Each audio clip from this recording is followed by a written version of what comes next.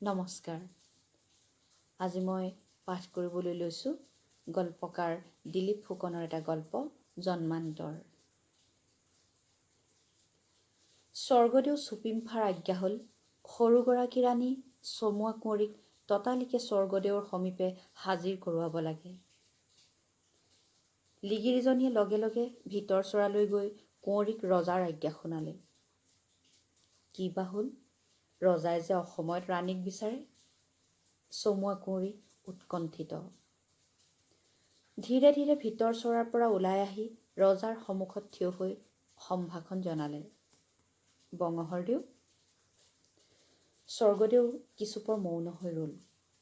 তাৰ পাছত বৰ প্ৰীতিপূৰ্ণভাৱে কুঁৱৰীলৈ চাই এটা মিচিকীয়া হাঁহি মাৰি এটা লঘু প্ৰশ্ন কৰিলে। নগাৰ খুন্দবাওটো দেখি চমুৱা কুঁৱৰীৰ বা মনত কি ভাৱ হ'ল? চমুৱা কুঁৱৰী সৰল মনা নিসংকোচে পোনপটীয়া উত্তৰ দিলে। বঙহৰদেউ, সি সৎ, শান্ত, সাহসী আৰু দেখনীয়াৰো।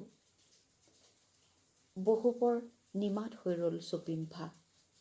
তাৰ পাছত এটা দীঘলীয়া হুমুনিয়াহ চাৰি কুঁৱৰীৰ মুখলৈ চাই ক'লে, কুঁৱৰীৰ মোত মন নবহিল, নগাৰ খুন্দবাওটোতহে মন খালে। এতেকে অতি শীঘ্ৰে ৰাজকাৰেঙেৰী খুন্দবাওটোলৈ যাব লাগে। দণ্ডাদেশ শুনি ৰাণী চমুৱা কুঁৱৰীৰ বুকু ধমহকৈ মাৰিলে। এয়া যে বিনামেঘে বজ্ৰপাত, যেন তেওঁক পৰ্বতৰ টিঙৰ পৰা কোনোবাই তলৰ জোঙাল কৰ্কশ শিলনিডৰালৈ গতা মাৰি দিলে। মুখৰ মাত সৰিল কুঁৱৰীৰ। বোবা হৈ পৰিল ৰজাৰ মৰমৰ ৰাণী। তেওঁ ক'ব বিচাৰিছিল, বঙহৰদেউ, মই যে গা ভাৰী। নাই, এষাৰো মাত নোলাল চমুৱা কুঁৱৰীৰ। মাত্ৰ নিজৰ তলপেটটো আলফুলে মোহাৰিবলৈ ধৰিলে। স্বৰ্গদেৱে একেথৰে সেইফালে চাই থাকিল। এইবাৰ কিছু কৰ্কশ গলগলীয়া স্বৰত স্বৰ্গদেৱে কুঁৱৰীক উদ্দেশ্যি কৈ গ'ল, চমুৱা কুঁৱৰীয়ে ল'ৰা জনম দিলে তাক ৰাজকোঁৱৰৰ মৰ্যাদা দি ইয়ালৈ অনা হ'ব। চমুৱা কুঁৱৰীয়ে এতিয়া ৰাজ আজ্ঞা পালন কৰক। সৰসৰকৈ দুধাৰি চকু পানী বৈ আহিল কুঁৱৰীৰ। শিলৰ খুটাত পানী ঢালি কুঁহিপাত গজাব নোৱাৰি। স্বৰ্গদেউ যথোচিত সন্মান জনাই কাল বিলম্ব নকৰি ওলাই আহিল কুঁৱৰী। ভিতৰ চৰাত সকলো ৰাজকীয় আ-অলংকাৰ খহাই ৰাজ পৰিচ্ছদ সুলকাই থৈ ওলাই গ'ল চমুৱা কুঁৱৰী। নগাৰ খুন্দবাওটোৱেও কাউবাও কৰিছিল।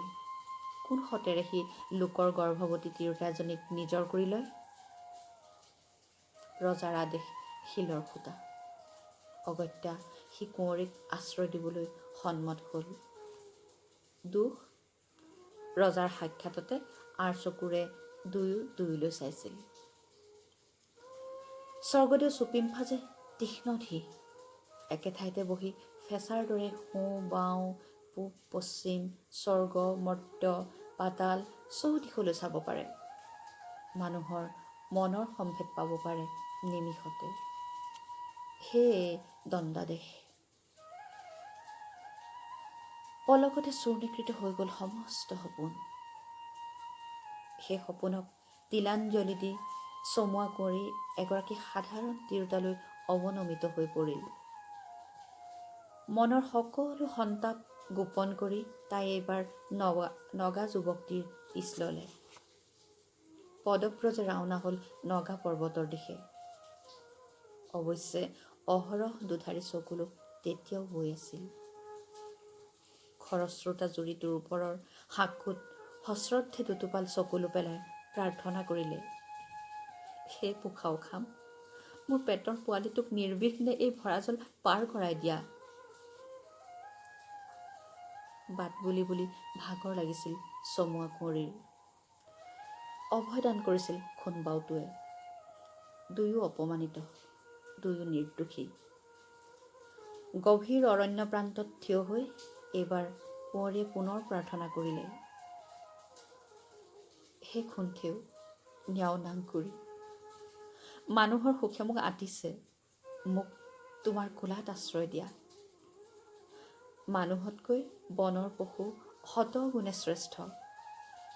মোক পেটৰ সন্তানটিৰ সৈতে এজনী হৰিণী কৰি দিয়া। এই বনেই হওক মোৰ কাৰেং।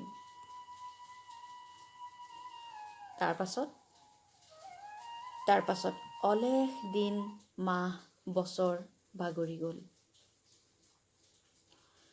গতানুগতিকভাৱেই সত্ৰৰ নামঘৰত গোসাঁই প্ৰভু সমন্বিতে ভকতসকল পাঠত বহিল।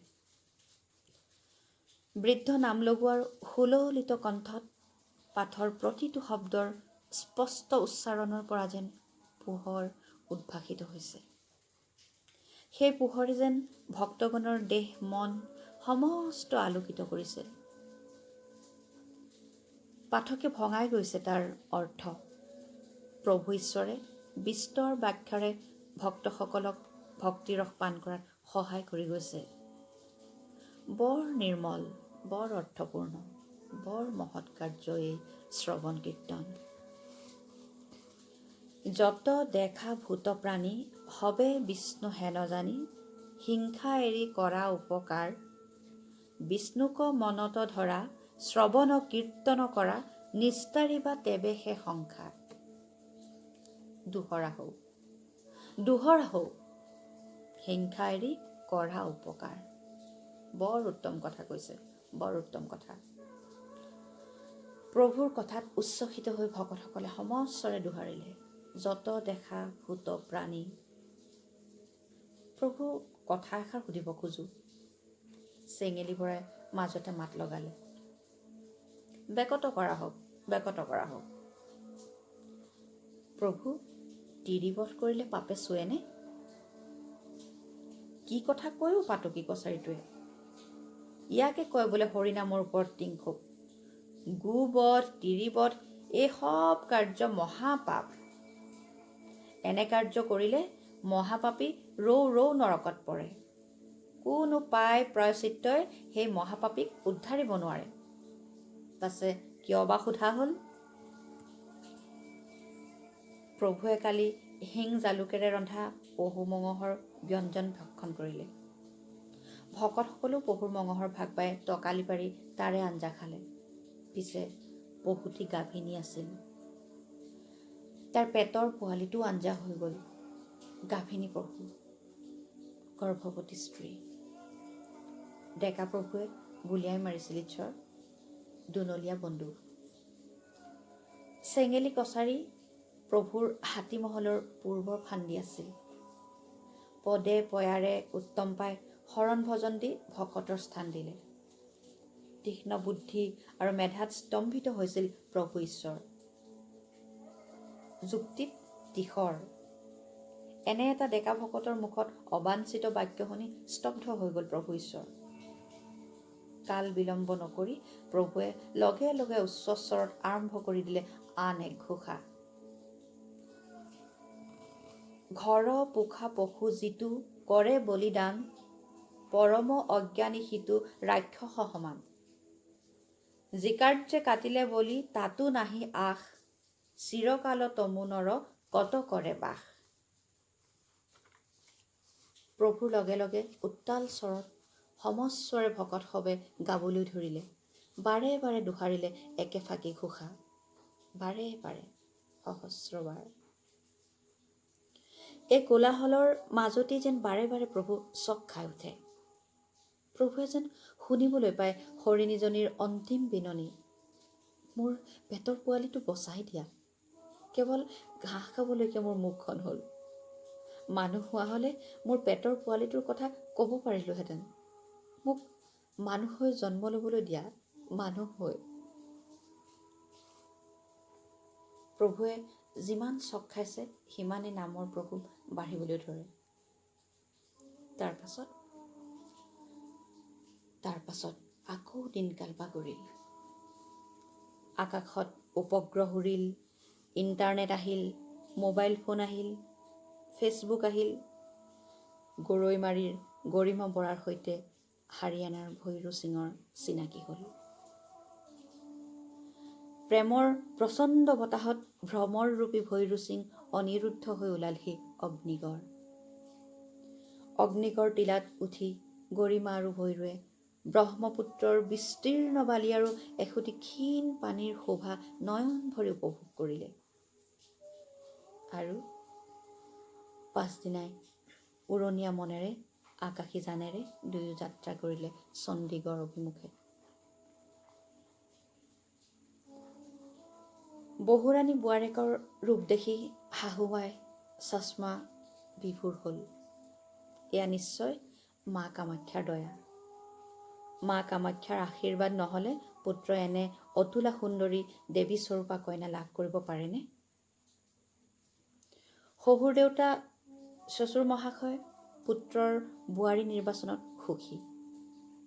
প্ৰাক্তন সৈনিক তেওঁ, বহু ঠাই ঘূৰিছে, কিন্তু এনে অপূৰ্ব সুন্দৰী কন্যাটো তেওঁৰ চকুত পৰা নাছিল। তাতে বহুৰাণী শিক্ষিতা ছোৱালী। এটা পোহনীয়া মেকুৰীৰ দৰে দেৱৰজীয়ে পিছ নেৰাই হ'ল ভাবিজীৰ। আৰু পতি দেৱতাৰতো কথাই নাই, গৰ্বিতা গৰিমা, গৰৈমাৰীৰ গৰিমা বৰা। বিয়াৰ এমাহৰ পাছতেই প্ৰিয়তমাক ঘৰতে থৈ ভৈৰু সিং অকলশৰে বাংগালুৰু পালেগৈ। MNCৰ চাকৰি, IT ইঞ্জিনিয়াৰিং, ব্যস্ত জীৱন। প্ৰথম মাহত নিয়মীয়াকৈ দৈনিক 3 বাৰ ফোনত প্ৰেমালাপ, দ্বিতীয় মাহত দিনে এবাৰকৈ, তৃতীয় মাহত সপ্তাহত এবাৰ। বৰ গহীন গম্ভীৰ হৈ পৰিল বহুৰাণী গৰিমা। বেটাক খবৰটো দিলানে বহুৰাণী? বহুৰাণীয়ে মূৰ জোকাৰিলে। লাজত যেন তাইৰ মুখমণ্ডল ৰঙা হৈ পৰিল। शर्मा ने कोई बात हुआ? कोई बात नहीं, रुक जा, मैं देती हूँ खबर। तुम फोन लगाओ तो। हाँ बेटा सुन, तुम जल्दी आना। अरे मूर्ख, तुम तो बाप बनने वाला है ना बेटा, इसी महीने में आना है। সময় নাই ভৈৰু সিঙৰ। ব্যস্ত চাকৰি জীৱন, দায়িত্বশীল ইঞ্জিনিয়াৰ। এমাহ পিছত আহিল। পত্নীৰ স্বাস্থ্য পৰীক্ষা কৰাব লাগে, ডাক্তৰক দেখুৱাব লাগে। ব্যস্ত সকলো, উখল মাখল পৰিৱেশ। এটা শিশুৰ আগমন ঘটিছে, কম কথা। অথচ গৰিমা নিমাত। কিবা এক শূন্যতাই তাইক জুৰুলা কৰিছে। ক'ৰবাত যেন কিবা অথন্তৰ ঘটিবলৈ ওলাইছে। শহুৰ শাহু দেউৰ পতিদেৱতাৰ হুলস্থুলীয়া কাৰবাৰ। ক'তা কাৰো যে মিষ্টিমুখ কৰা হোৱা নাই। গৰিমা বহুৰাণীৰ স্বাস্থ্য পৰীক্ষা কৰোৱা হ'ল। গোমা বতৰৰ দৰে সকলোৰে মুখ ক'লা হৈ পৰিল। তুমুল গৰ্জনৰ দৰে এসময়ত চাচমাৰ মুখৰ পৰা অবিৰাম গালিবৰ্ষণ আৰম্ভ হৈ গ'ল। এই সন্তান অবাঞ্ছিত, অবাঞ্ছিত কন্যা সন্তান। ক্ষমাহীন সকলো, গৰ্ভপাত কৰোৱাব লাগিব। চুৰেল হ তুম, চুৰেল। প্ৰেতিনী, পিশাচিনী, কামৰূপ কামাখ্যাৰ ভুতুনি ডাইনী। যাদুবিদ্যাৰ ফলতহে মোৰ ল'ৰাটো মোহগ্ৰস্ত হৈ তোক আনিলে। নিৰ্বাক বহুৰাণী।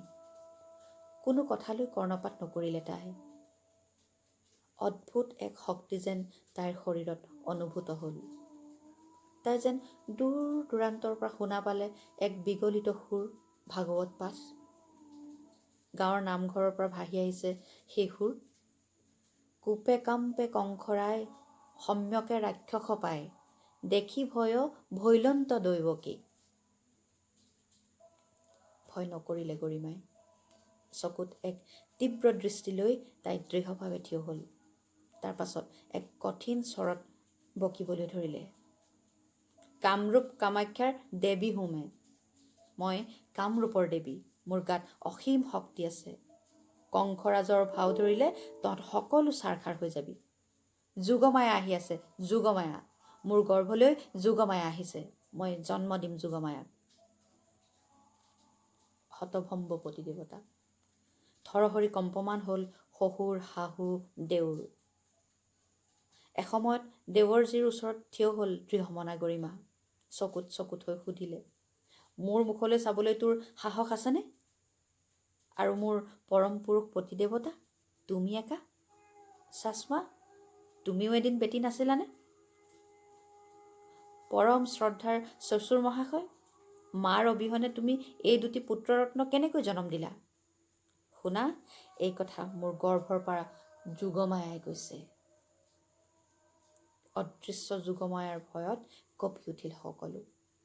কম্পমান সকলো কোঠাটোৰ ভিতৰত বৃত্তাকাৰে ঘূৰিবলৈ ধৰিলে। মাজত কঁকালত হাত দি থিয় হৈ ৰ'ল গৰৈমাৰীৰ গৰিমা বৰা। ধন্যবাদ।